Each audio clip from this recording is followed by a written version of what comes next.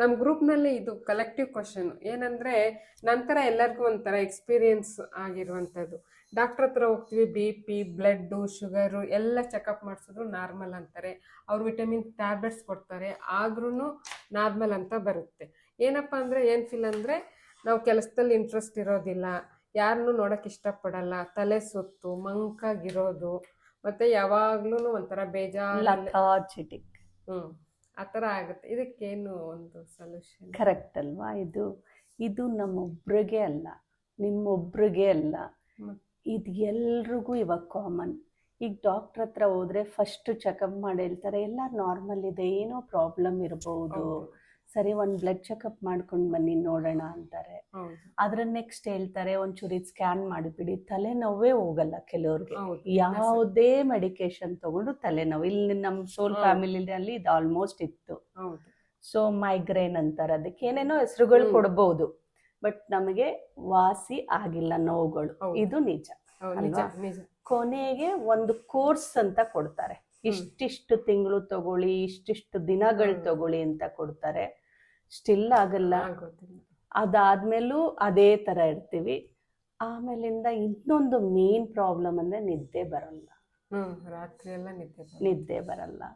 ಮತ್ತು ಇನ್ನೊಂದು ಏನಾಗ್ತಿದೆ ಅಂದರೆ, ನಾವು ಮಾಡೋಕ್ಕೆ ಇಷ್ಟ ಇಲ್ಲ ಅಂತ ಏನಿಲ್ಲ, ಕೆಲಸ ಮಾಡಬೇಕು ಅಂತಾನೆ ಇರುತ್ತೆ, ಮಾಡೋಕ್ಕಾಗ್ತಿಲ್ಲ. ಇದು ಕರೆಕ್ಟ್ ಪಾಯಿಂಟ್ ಅಲ್ವಾ? ಸೊ ಮಾಡೋಕ್ಕಾದ್ರೆ ಯಾಕೆ ಮಾಡಲ್ಲ? ನಾವು ಖುಷಿಯಾಗಿ ಮಾಡಿಬಿಡ್ತೀವಿ. ಅದೇ ಫ್ರಸ್ಟ್ರೇಷನ್ ಕ್ರಿಯೇಟ್ ಮಾಡೋದು. That is called anxiety. ನಾವಿವಾಗ ಮಾಡಬೇಕು, ಮಾಡೋಕ್ಕಾಗ್ತಿಲ್ಲ.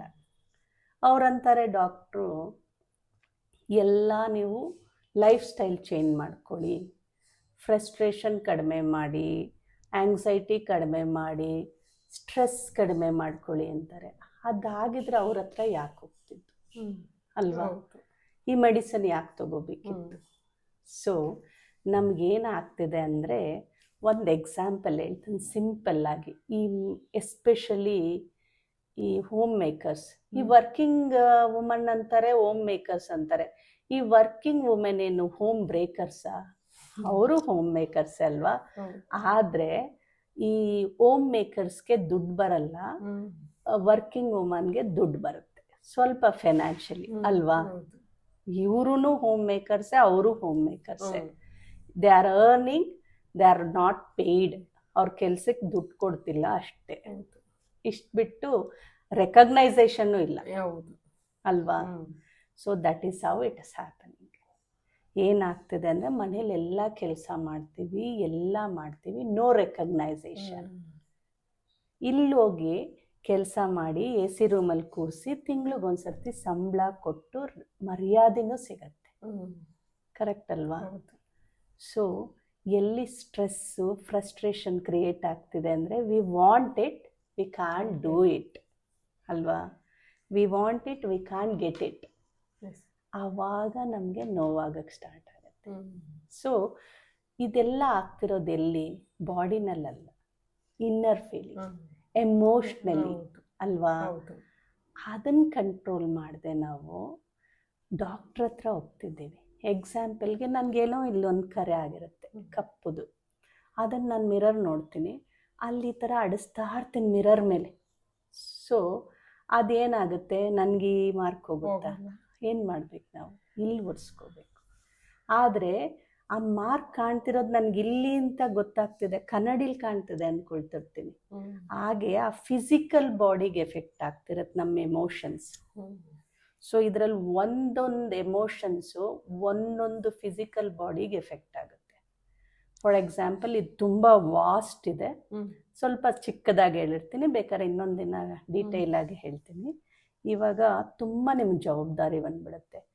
ಬೆಳಗ್ಗೆ ಎದ್ದು ಟಿಫನ್ ಮಾಡಬೇಕು, ಮಕ್ಕಳು ಕಟ್ಟಬೇಕು, ಗಂಡನ ಕಳಿಸ್ಬೇಕು, ಮತ್ತು ನಿಮ್ದೇನೇನು ಕೆಲಸ ಇದೆ ಮಾಡ್ಕೋಬೇಕು, ಎಲ್ಲ ಜವಾಬ್ದಾರಿ ನಿಮ್ಮದೇ. ಅದು ಮಕ್ಕಳು ಬೇಗ ಹೋಗಲ್ಲ, ಕೆಲವು ಮಕ್ಕಳು ಸ್ಕೂಲ್ಗೆದ್ದು, ಯಾರ ಜವಾಬ್ದಾರಿ? ಅದು ನಿಮ್ಮದೇ ಜವಾಬ್ದಾರಿ. ಆಯಿತಾ? ಏನಾದ್ರು ತೆಗೆದಿಡು ಅಂದರೆ ಅವ್ರು ಕೇಳಲ್ಲ. ನಿಮ್ಗೇನೋ ಆಗಬೇಕಾಗಿರುತ್ತೆ, ದುಡ್ಡಲ್ಲಿ ಕೊಟ್ಟರೆ ಕೆಲಸ ಆಗುತ್ತೆ, ಗಂಡ ಕೊಡಲ್ಲ. ಜವಾಬ್ದಾರಿ ನಿಮ್ಮದಿದೆ, ಅಥಾರಿಟಿ ನಿಮ್ಮದಿಲ್ಲ. ಕರೆಕ್ಟಾ? ಸೊ ಅವಾಗೇನಾಗುತ್ತೆ, ಇದು ಮಾಡಬೇಕು, ಅವ್ರು ಮಾಡ್ತಿಲ್ಲ. ಮಾಡಿಸ್ಬೇಕು. ನೀವು ಮಾಡೋದಿದ್ರೆ ಮಾಡಿಬಿಡ್ತೀರ. ನೀವು ಆ ಮಕ್ಕಳನ್ನ ಎಬ್ಬಟ್ಟು ಸ್ಕೂಲಿಗೆ ಕಳಿಸೋ ಜವಾಬ್ದಾರಿ ನಿಮ್ಮದು. ಮಕ್ಳು ಹೇಳ್ತಿಲ್ಲ. ಸೊ ಇದನ್ನು ಮಾಡ್ಸೋಕ್ಕೆ ಆಗದೆ ಇದ್ದಾಗ, ಜವಾಬ್ದಾರಿ ನಿಮ್ಮದು ಜಾಸ್ತಿ ಆದಾಗ, ನಾವು ಹೇಳಲ್ವ ಏನು ಎಲ್ಲ ಜವಾಬ್ದಾರಿ ಹೆಗ್ಲ ಮೇಲೆ ಹಾಕ್ಕೊಂಡು ಓಡಾಡ್ತಿದ್ಯಾ ಅಂತ. ಆವಾಗ ಈಗ ಶೋಲ್ಡರ್, ಫ್ರೋಸನ್ ಶೋಲ್ಡರ್ ಅಂತ ಬರ್ತಿದೆ ನೋಡಿ. That is how it's affecting. ಓಕೆನಾ? ಇದು ಮತ್ತೆಲ್ಲಾನು ಅವ್ರು ಅಂದಿದ್ದು, ಈಗ ಮಗು ಅನ್ನತ್ತೆ ಎಲ್ಲ ನೀನು ಲೇಟ್ ಮಾಡಿದೆ, ವ್ಯಾನ್ ಹತ್ರ ಹೋದ್ರೆ ಅಮ್ಮ ಲೇಟ್ ಮಾಡಿದ್ರು, ಅದೆದ್ದಿರಲ್ಲ ಬೇಗ. ಮಕ್ಕಳು ತುಂಬ ಸ್ಮಾರ್ಟು. ಆವಾಗ ಅದೆಲ್ಲ ಫ್ರಸ್ಟ್ರೇಷನ್ ಸೇರಿ ಸೇರಿ ಬಾಡಿಗೆ ಎಫೆಕ್ಟ್ ಆಗ್ತದೆ. ಮೈಗ್ರೈನ್ ಬರೋದು ಏನಕ್ಕಂದರೆ ನಮಗೆ ತಲೆನಲ್ಲಿ ಓಡ್ತಾ ಇದೆ. ಅದಾಗಲ್ಲ, ಆಗಕ್ಕೆ ಚಾನ್ಸ್ ಇಲ್ಲ. ದುಡ್ಡು ಕೊಟ್ಟರೆ ಆಗೋದು. ಕೆಲಸ ಮಾಡ್ತಿದ್ದೀರಾ, ದುಡ್ಡಿಲ್ಲ ನಿಮ್ಮ ಹತ್ರ. ಮಕ್ಳಿಗೆ ಮಾಡಿಸ್ಬೇಕು, ನಿಮ್ಗೆ ಅಥಾರಿಟಿ ಇಲ್ಲ ಹೇಳೋಕ್ಕೆ. ಅಪ್ಪಂಗೆ ಹೇಳ್ತೀನಿ, ಅಮ್ಮ ನೀನು ಇಷ್ಟೊಂದು ಕಾಟ ಕೊಟ್ರೆ, ಅಜ್ಜಿ ತಾತಂಗೆ ಹೇಳ್ತೀನಿ ಅಂದರೆ ನಿಮ್ಗೇನೂ ರೈಟ್ಸ್ ಇರಲ್ಲ. ಕರೆಕ್ಟ್ ಅಲ್ವಾ? But you have a responsibility.